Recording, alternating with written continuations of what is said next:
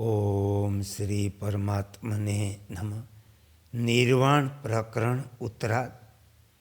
પંડિતાઈની પ્રશંસા ચિત્ત જ જગત છે એનું યુક્તિપૂર્વક સમર્થન. મુનિ બોલ્યા કે હે વ્યાદ, જે પરમધામ રૂપી ગંતવ્ય સ્થાનના માર્ગના જ્ઞાતા છે તથા જેને આત્મજ્ઞાનનો પૂર્ણ બોધ છે એવા પંડિતો જે ગતિને પ્રાપ્ત થાય તેની સામે ઇન્દ્રનું ઐશ્વર્ય પણ તુચ્છ છે. મને તો પાતાળ, પૃથ્વી, સ્વર્ગલોકમાં ક્યાંય પણ એવું સુખ કે ઐશ્વર્ય દેખાતું નથી જે પંડિતાઈથી વધીને હોય. જેમ જ્ઞાન થઈ જવાથી દોરડામાં સર્પની ભ્રાંતિ તૂટી જાય તે જ પ્રમાણે જ્ઞાનીની દૃષ્ટિમાં આ અવિદ્યાત્મક દસ્ય પ્રપંચ ક્ષણવારમાં બ્રહ્મરૂપમાં રૂપાંતર થઈ જાય. બ્રહ્મનો જે પ્રતિભાસ છે તે જ આ જગત કહેવાય. એ જ કારણે આ પૃથ્વી વગેરે પંચભૂત ક્યાં છે અને તેમનું કારણ ક્યાં છે? જગતની ઉત્પત્તિમાં આ કારણોની આવશ્યકતા નથી. જેમ સ્વપ્ન દ્રષ્ટાને સ્વપ્નમાં દેખાનારા મનુષ્યની સ્થિતિ કાલ્પનિક છે, વાસ્તવિક નથી, તે જ પ્રમાણે જાગ્રત સ્વરૂપ સ્વપ્નમાં દેખાનારા મનુષ્યની સ્થિતિ પણ પૂર્ણ કામના અનુસાર કલ્પિત છે, યથાર્થ નથી. એ વ્યાદ, જેમ સ્વપ્ન અવસ્થામાં તમારા અંતઃકરણના સંકલ્પમાં નગર દેખાય તે જ પ્રમાણે બ્રહ્મના સંકલ્પમાં સૃષ્ટિ વર્તમાન છે. જેવી કાર્ય કારણતા તમારા સ્વપ્નમાં કહેવામાં આવી તેવી જ અહીં પણ છે. જો કે આ સંપૂર્ણ જગત અસત છે તો પણ સ્વપ્ન જેવો એનો અનુભવ થાય. જો જગત નથી એમ કહેવામાં આવે તો પૂર્ણ ચેતન જ આ રૂપે વિકસિત થાય. જેમ આપણા લોકોનું આ જગત છે તે જ પ્રમાણે આકાશમાં અન્ય પ્રાણીઓના લાખો જગત છે, તેમની પરસ્પર અનુભૂતિ થતી નથી. સરોવર, સાગર, કૂવામાં અલગ અલગ રહેનારા દેડકાઓને પોતપોતાના નિવાસ સ્થાનોનો અનુભવ રહે. જેમ એક ઘરમાં સેંકડો મનુષ્યના સેંકડો સ્વપ્ન નગર હોય તે જ પ્રમાણે આકાશમાં ઘણા નગર ભાસે, પરંતુ અજ્ઞાનીઓના અનુભવમાં આવવાથી તે આકાશના જગતની સત્તા છે. જ્ઞાનીઓના અનુભવનો તે વિષય ન હોવાથી તે અસત છે. જેમ એક ઘરમાં સેંકડો મનુષ્યોના સેંકડો સ્વપ્ન નગર વિકસિત થાય અને નથી પણ થતા, તેમ આકાશમાં જગત છે અને નથી પણ. આ જગત ચિહ્ન માત્રમાં સ્થિત છે. ત્વમ, અહમ વગેરે રૂપી જગત પણ ચિન્મય છે. આ ન્યાયે ઉત્પન્ન ન થઈ રહેલું જગત પણ પરમાણુની અંદર સુધી ચાલ્યું જાય, અત્યંત સૂક્ષ્મ થઈ જાય. હું પરમાણુ રૂપ છું, તેથી સમસ્ત જગતના આકારમાં સ્થિત છું. આ જ કારણે હું સર્વત્ર ત્યાં સુધી કે પરમાણુની અંદર પણ વિદ્યમાન છું. આ ચિદાકાશ રૂપ હું ચિહ્ન માત્ર પરમાણુ થઈ જગત રૂપે અહીં સ્થિત રહું ત્યારે ત્રણેય લોકને જોઉં. મારા અંતરાત્મામાં ત્રણેય લોકનું જેવું રૂપ વિકસિત થાય તેવું બહાર થતું નથી, કેમ કે ક્યાંય પણ કોઈએ તેને જોયું નથી. સ્વપ્ન અથવા જાગ્રતમાં જ્યારે જ્યારે અને જ્યાં જ્યાં જગતનું જે ભાન થાય તે બાહ્ય અને અંદર સહિત સમસ્ત દસ્ય ચેતન આત્માનું ભાન છે. જ્યારે સ્વપ્નમાં પ્રાણીનું વિસ્તૃત જગત ભાષિત થાય ત્યારે તે ચિદ અણુ સ્વરૂપ આત્માનું ભાન થાય, તે સ્વપ્ન સ્થાન રૂપે થાય. આ પ્રમાણે સ્વપ્ન સુષુપ્તિ વગેરેના ભેદોનું વર્ણન કરી મુનિએ ફરી કહ્યું કે એ વ્યાદ, જો કે જાગ્રત, સ્વપ્ન, સુષુપ્તિ અને તુરી સ્વરૂપનો આત્મા આકાર રહિત હોઈને પણ સર્વાકાર છે.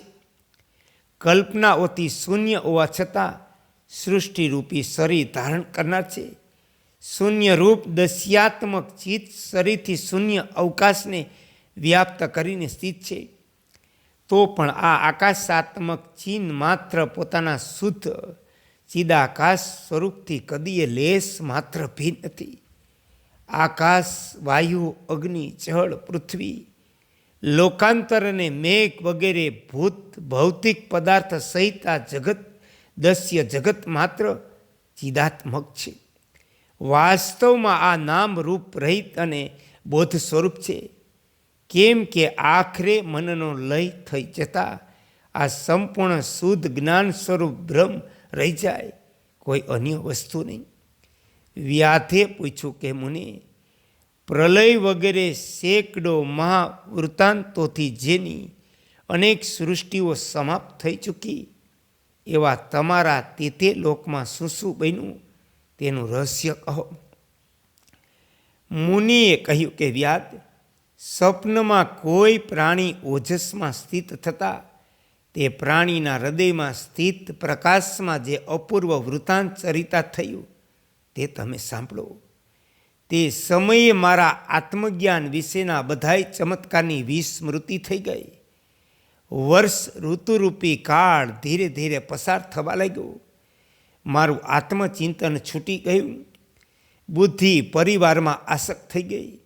આ પ્રમાણે તે ગૃહસ્થ આશ્રમમાં મારા 16 વર્ષ વીતી ગયા.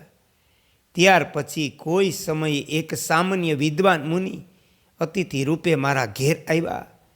તેઓ મનનશીલ અને અગાધ જ્ઞાની હતા.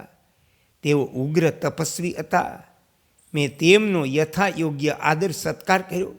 એ તાત જ્યારે તેઓ ભોજન કરી વિશ્રામ કરવા લાગ્યા ત્યારે મેં લોકોના સુખ દુઃખના ક્રમનો વિચાર કરી તેમને આ પ્રમાણે પ્રશ્ન પૂછ્યો. એ ભગવાન, જો કે તમે મહાજ્ઞાની છો, જગતની તમામ ગતિવિધિથી તમે જ્ઞાતા છો, તમારામાં ક્રોધ તો લગીરે દેખાતો નથી. સુખની તમને સહેજ પણ આસક્તિ નથી. તેથી એ જણાવવાની કૃપા કરો કે જેમ શરદ ઋતુમાં લાભાર્થી ખેડૂતને અનાજ વગેરેની પ્રાપ્તિ થાય, તે જ પ્રમાણે કર્મ કરનારા જીવોને પોતાના શુભ અશુભ કર્મોના ફળ સ્વરૂપ સુખ દુઃખ પ્રાપ્ત થાય. તો શું એ બધા લોકો એક સાથે અશુભ કર્મ કરે, જેના કર્મ રૂપે દુકાળ વગેરે દુઃખો એક સાથે પ્રાપ્ત થાય?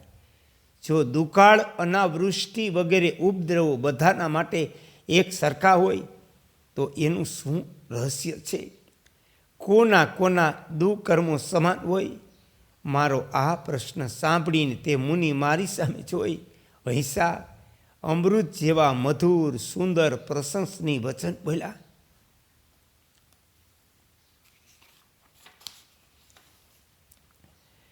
અતિથિ મુનિએ કહ્યું કે સાધો, એ તો જણાવો કે અંતઃકરણ પૂર્ણપણે વિવેકી હોય ત્યારે આ દસ્યનું જે સત કે અસતરૂપી કારણ છે તેને શેનાથી જાણો છો?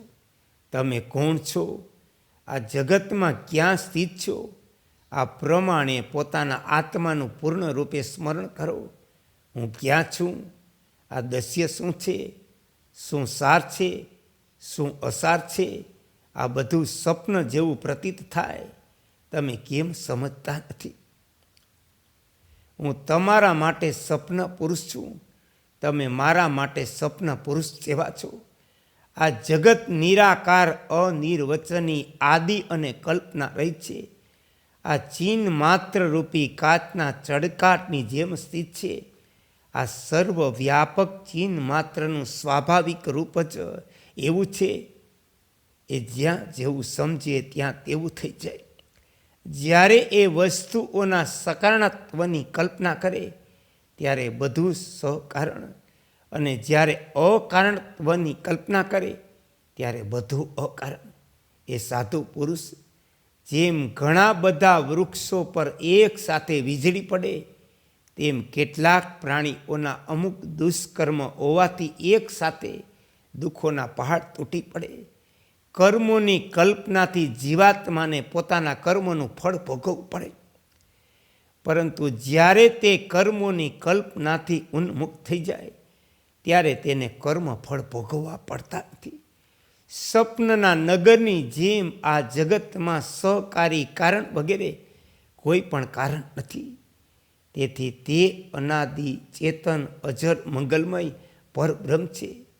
આ સ્વપ્નવત જગતભ્રમ કોઈ કારણ વિના પ્રતીત થાય, કોઈ સકારણ. વાસ્તવમાં તો એ મિથ્યા છે. એ મહામતે આ તમામ સૃષ્ટિઓ પહેલેથી આ પ્રમાણે અકારણ પ્રવૃત્ત થતી આવી રહી. જેમ આકાશમાં વધારે સમય જોતા રહેવાથી નેત્રોની સામે ચક્રાકાર ગોળ દેખાય, તે પ્રમાણે જગતમાં ઢગલાબંધ સૃષ્ટિઓ ચક્કર માર્યા કરે. ચિત્ત શક્તિએ પોતાનામાં હું જ અમુક છું. આમ જે રૂપની પોતે કલ્પના કરી તે આજે પણ તેવું જ સ્થિત છે. ફરી તે ચિત્ત તેનાથી પણ ઉત્કૃષ્ટ બીજા મહાન યત્નથી તેને ઉલટું કરવામાં પણ સમર્થ છે. વિદ્વાન દ્વારા જ્યાં કારણની કલ્પના કરવામાં આવે ત્યાં તો કારણ સાર રૂપે રહે, અને જ્યાં તેની કલ્પના કરવામાં નથી આવતી ત્યાં કારણહીનતા છે. આ વિસ્તૃત જગત પહેલાં બહુ વંડરની જેમ અસત ભાષિત થયું, અને તે સમયે જેવું ભાન થયું તેવું આજે પણ સ્થિત છે. કેટલાક લોકો પોતાના શુભ અશુભ પુણ્ય પાપરૂપી કર્મો સાથે સાથે કરે, તેથી તેમને તેમનું પણ ફળ તે જ પ્રમાણે સમમિશ્રિત મળે. ઓમ શ્રી યોગ વસિષ્ઠાય નમઃ.